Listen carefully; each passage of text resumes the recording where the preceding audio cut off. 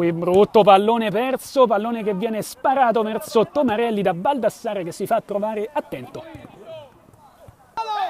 Pallone che arriva nel frattempo alle parti di Baldassarre che stoppa con il petto, mani alla battuta e ancora Tomarelli sceso in campo, attivissimo per questo secondo tempo.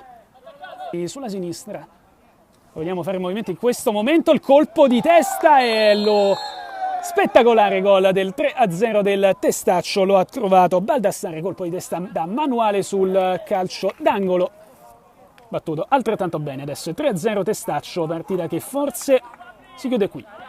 Siamo sempre in avanti con il Testaccio, Manni porta a spasso il pallone, serve Baldassarre, lo stop, non è male, si stampa sul palo e Tomarelli si salva. Questo era il gol del 4-0, pallone che colpisce il palo. Purtroppo non c'è fallo di mano, palla attaccata al corpo per Anello. Mirante ha recuperato un altro pallone, il numero 6 tra i migliori della sua squadra, serve in velocità Codignoli che appoggia al centro e questa volta non manca l'appuntamento con il gol.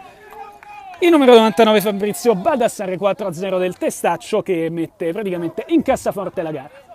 Prende anche con i compagni neri, la riconquista subito Baldassarre sul mancino, Baldassarre e ancora Tomarelli, decisamente tra i migliori dei suoi, il portiere, immeritati per lui le 4 reti subite.